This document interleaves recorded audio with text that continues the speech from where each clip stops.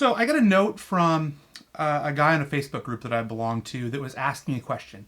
And I thought that I would just take a couple of minutes to make a quick video and answer his question from my perspective. So here's his question. His name is Jay. It says, "Hey Jim, I saw your post in the Facebook group and would like to get your insight on the best way to crack into the software sales field.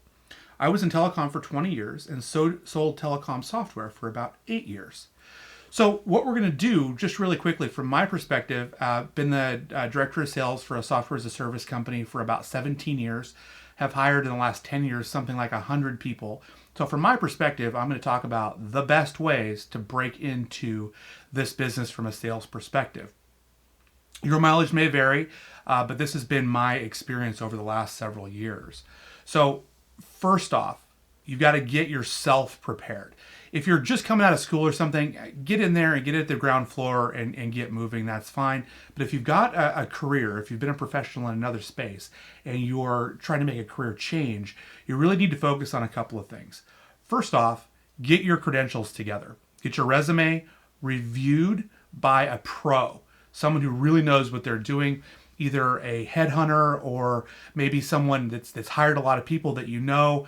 But anyway, get your resume really dialed in and really specific. And you want to focus on a couple of areas. Number one, what's your vision? What motivates you?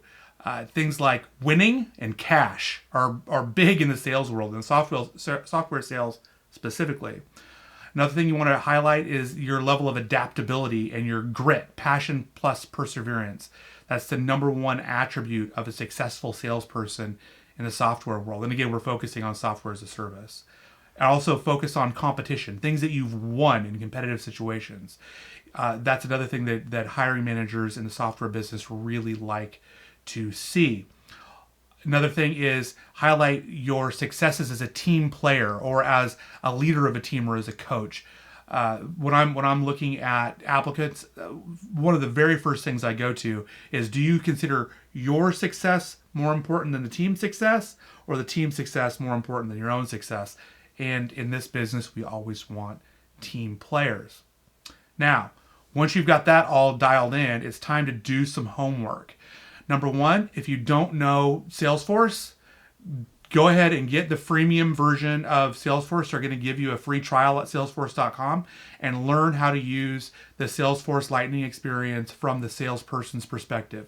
Learn how to put in a lead, learn how to put in notes and activities, learn how to convert that lead to an account, how to put in opportunities, and how to take opportunities through those stages. Now, that said, any company that you go to work with is most likely going to have their own customized version of Salesforce, but the fact that you already know it is going to give you a huge leg up. And if you didn't know it previously, the fact that you took the time to learn that tool on your own is going to give you a huge leg up in the interview. Then, when you're researching companies that you'd like to go to work for, make sure a couple of things. First off, make sure that the product that they sell, the software product that they sell, is something that you can really get behind and that you really believe in.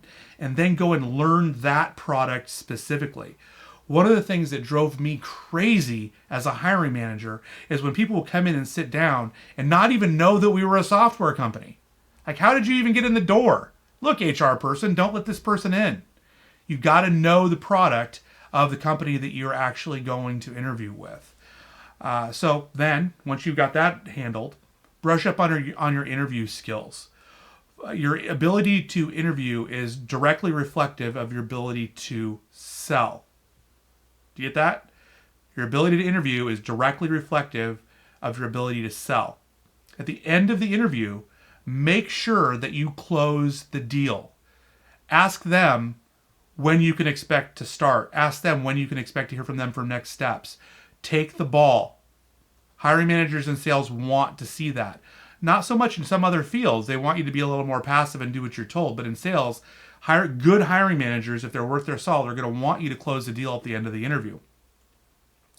Now, next thing, and this is a tough one. If you can, find a startup to get your feet wet. There's a couple of big reasons for that. Number one is if you go to work for a big software as a service company, they have sometimes 7 to 10 different segmented and specialized sales roles within the same organization. They've got everything from sales development reps and lead development reps through account executives, account managers, and they're broken down by industry size of company, products. They're just tons of ways to slice and dice this thing.